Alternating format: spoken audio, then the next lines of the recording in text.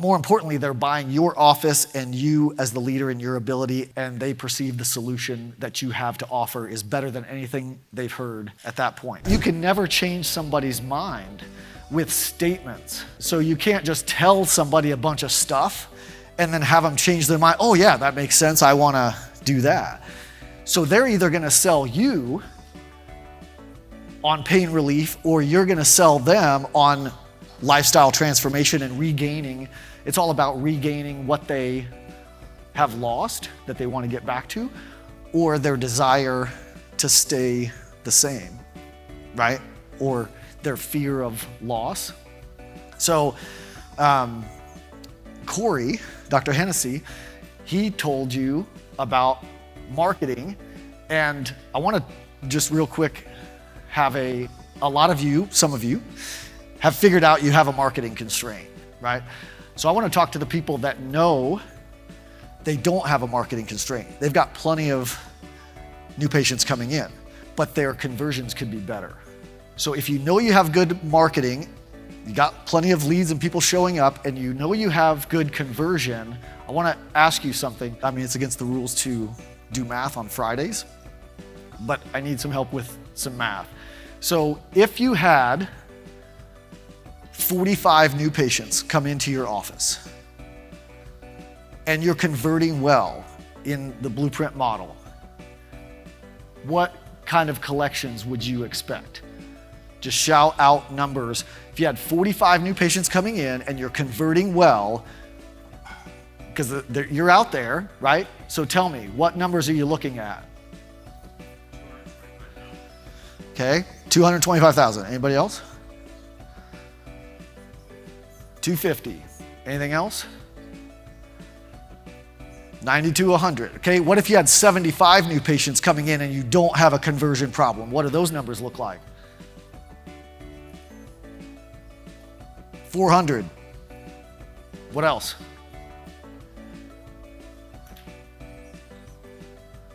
That's good enough, right? Yeah, 100, 200, 300, 400. We have docs in this room collecting 500,000 a month in a single clinic.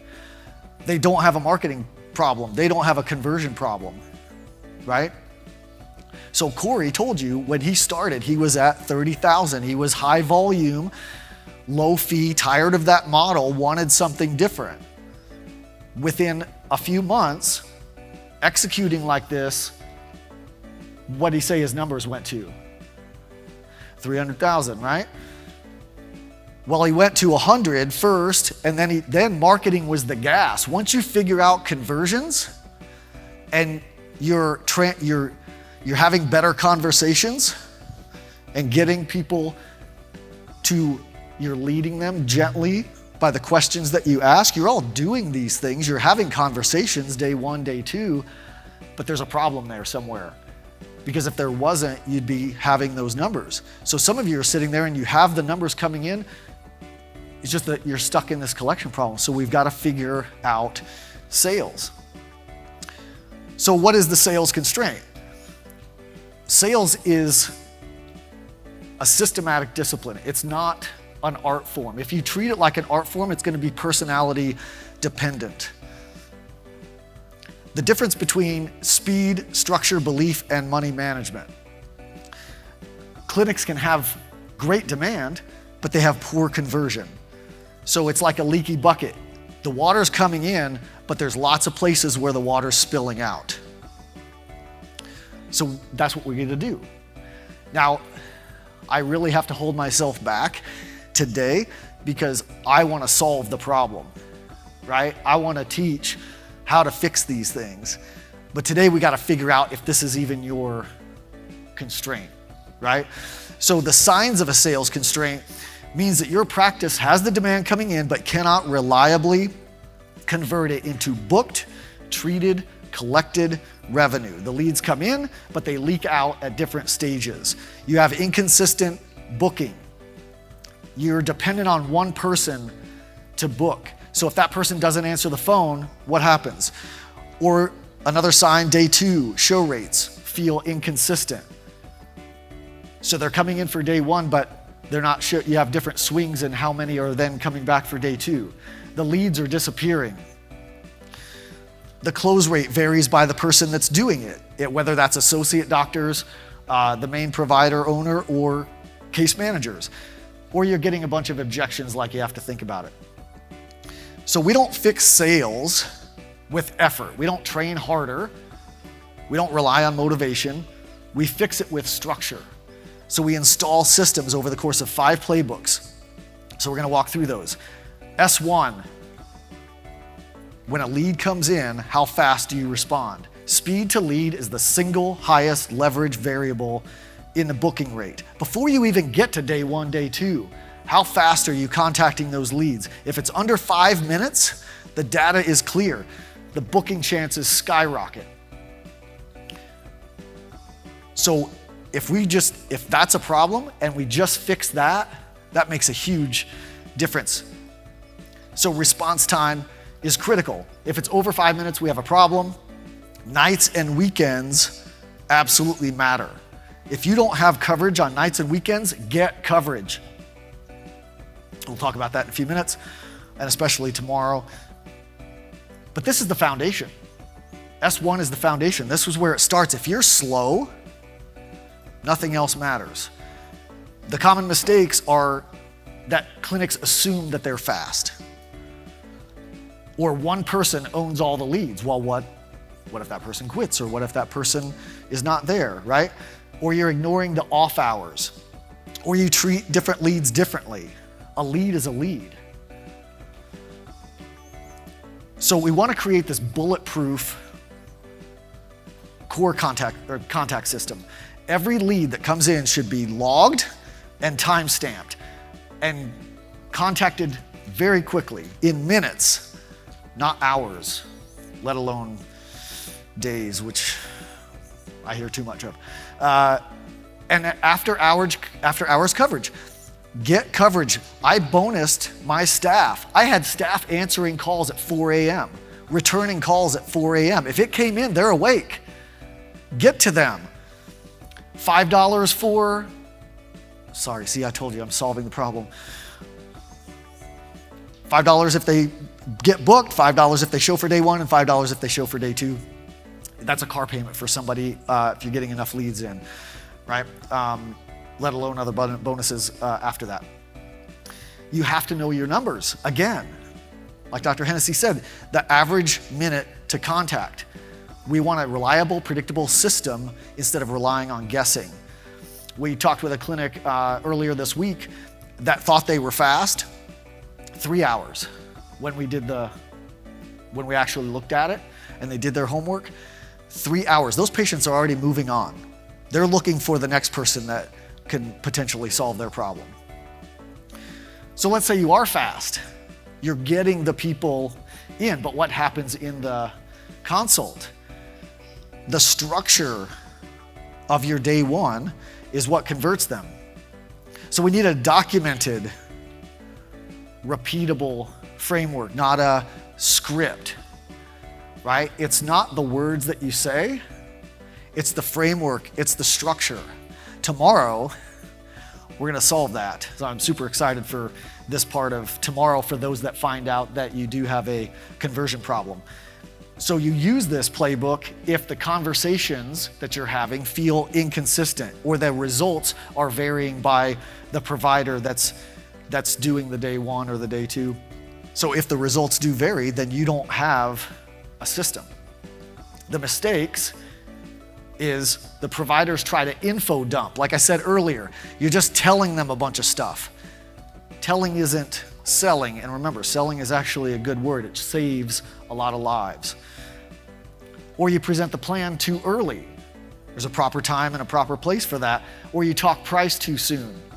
Or the provider handles the finances. Now, some of you, if you're just starting out or you're in a smaller clinic right now, you may have to be the person, if you're the doctor that's having the financial conversations, and that's okay, but in order to scale, you have to have the framework system so that when you hire that person to break the capacity blockage, that person can do it repeatedly and predictably like you are, so that you can concentrate on keeping the clinical stuff clinical.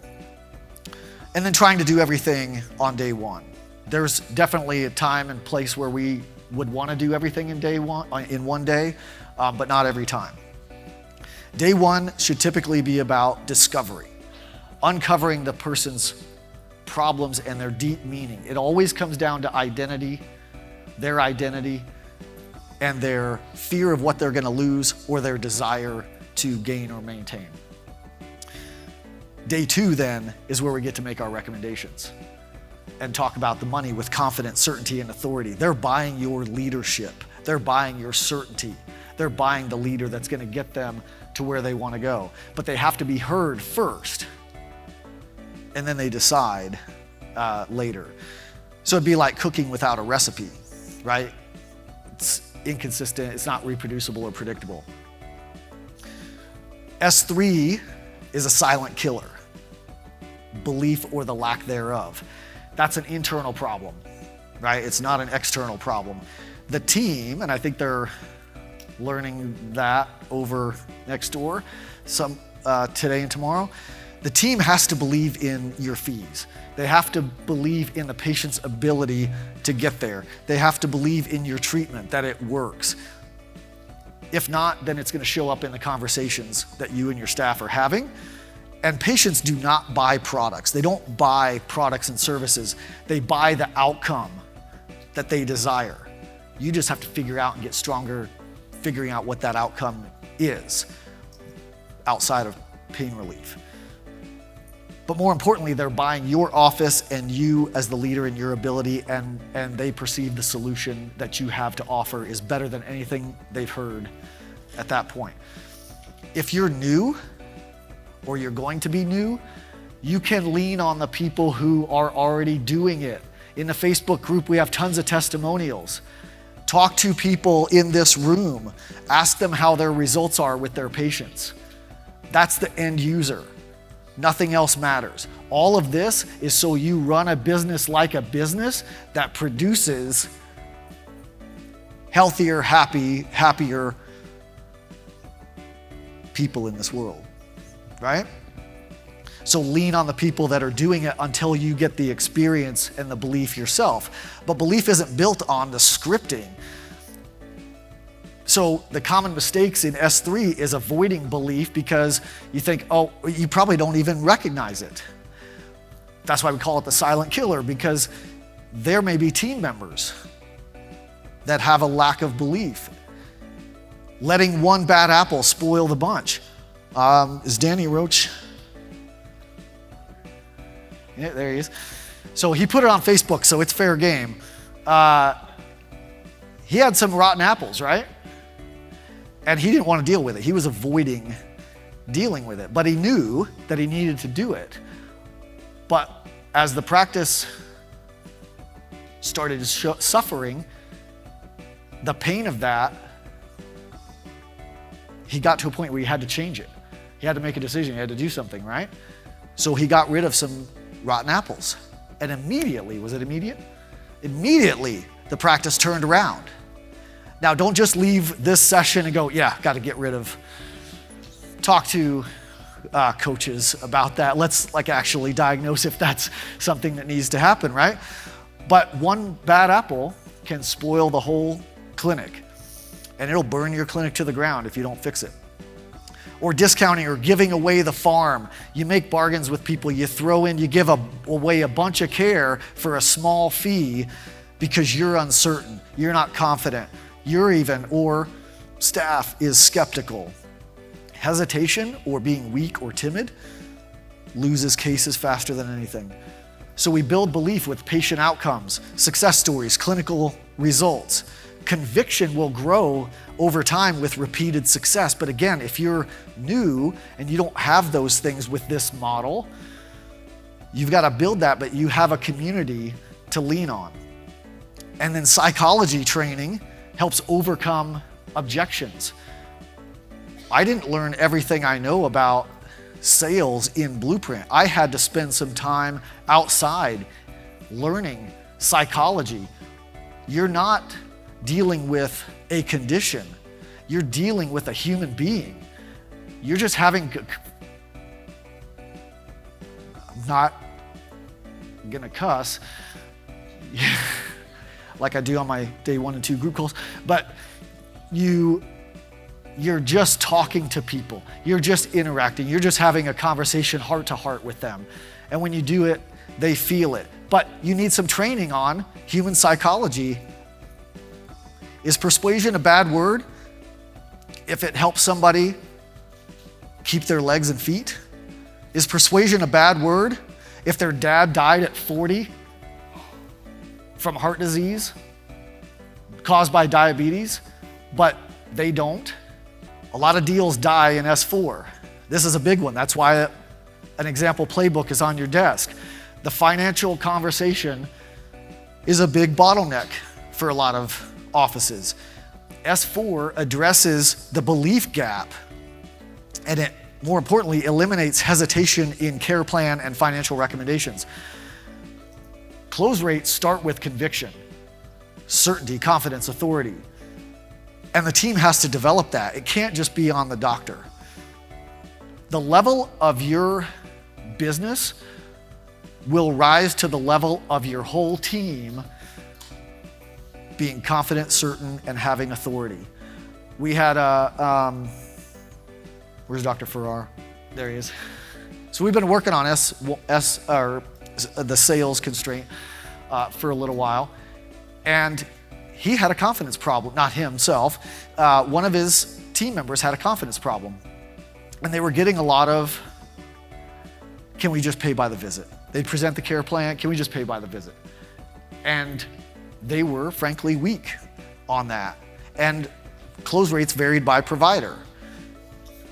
So we've been working through that, and this last week, one of the team members in particular, over the course of the last couple weeks, developed that confidence and certainty and authority that when the next patient asked, and they would cave, and they would accept pay by visit. Well, guess what happened on visit 3 with those people?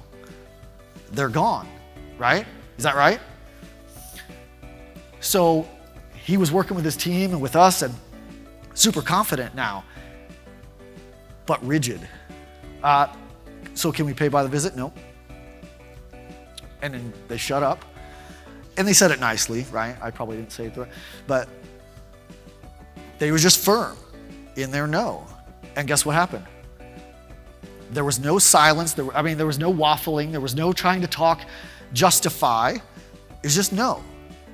And that person just said, okay, well, I'll just put it on my card then. And then they did it again the next day. And then they did it again. And then she did it again. And then like Friday, they had one of their best days in Chiro collections ever, like everybody prepaid, right? That's what happens when this is no longer a constraint. So you use S4 when you're already good with S1 through S3, but finances still stall or you have objections that still remain. Now, the common mistakes with S4 is presenting one option only. We always want to give best and fastest recommendations, your best plan, and you anchor them to that. But we also want to have some fallback options if there's time or money issues. But there's a fine line between that and giving too many options, because then you confuse them and a confused mind doesn't buy. And then leading with the total price. Now, there's definitely some ways you can do that, and we teach that, but when we're breaking this constraint, we start with psychology. So leading with a monthly payment, because that's how typically people deal with things, right? And then the clinician handling the money. You may need to right now, eventually you'll want to get that off your plate. So try to keep the clinical authority separate from the financial decision. And then financing, instead of being treated as a backup option, it should be treated as access to care. So later, once you break this constraint, there's some advanced skills where you can take a shot at their money first, and then you don't have to worry about financing as much. And you'll get more conversions, more people paying with card. But at first we need to figure out, is this a constraint? Fix it first, get repeatable, predictable results, then we can do some advanced stuff. We want to lead with value. They should emotionally walk themselves into the decision for themselves that they walk themselves into care based on your ability to question them. So you're already doing, and those of you that are new, those of you that are thinking about joining, you're already doing it. You're already having a conversation on day 1. You're already doing an exam. You're already doing day 2. You're having a conversation, but the level of your conversation yields the results that you have right now. I am so confident, certain in what we do and what we teach because I've lived it, and all of you that have been with Blueprint and have been working on this. Now, if you're not working on this, but the people that aren't working on this, they're not even here, right? They made, an excuse, or they had something else, that's fine. So if you take it seriously, then you can elevate. All we're gonna do is help you upgrade to version 2.0 of day 1 conversation exam. And we're just gonna make some tweaks, and those tweaks will make all the difference. That's where you can go from charging $2,000 to charging $7,000 for the same thing. So then S5 is the leak that nobody sees. This is the gap between what you close and what you actually collect, right? So if you collect, or if you close $7,000, but they paid you $6,000, right? That's the difference. So it's that gap. Now, we strive for 100%, but sometimes there'll be a gap. So if you're closing strong, but revenue doesn't match due to growing patient balances or failed payments, then that's your issue. Not tracking collected versus converted is a common mistake, along with ignoring failed payments.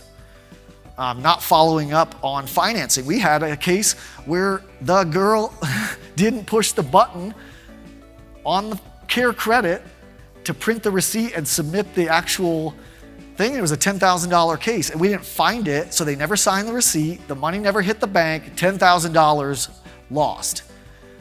Fortunately, we were able, when we found it, to fix it.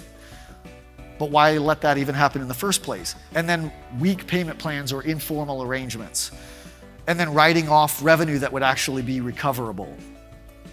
So we install systems for automated payments, immediate payment recovery for failed payments, finance follow-up sequences, weekly reviews, and then targeting 90% collections, right? So if you close 100 for the month, in potential revenue, like that's what they agreed to, but you only collected 85 of that, like Corey talked a little bit about that, well, that's an 85% collection ratio. That should be 90% or higher. And then that cascade effect, just like in marketing, if you fix sales, everything improves. Marketing, operations, patient outcomes, revenue, and sales. So sales is the bottleneck between leads converting to active patients, right? The leads coming in and converting to active patients, that sales process, S1 through S5 is the bottleneck. So now we've got some diagnostic questions. Let's take the last 10 minutes here and open up your workbooks. I think it's 26, so it's the next page after marketing. And then what's your speed to lead? And you try to don't use goals, don't use aspirations. Like Corey said, be honest with yourself. What is your sales structure? Is it documented? Is it trained? What's your day 2 show rate? We want to try to target 98%.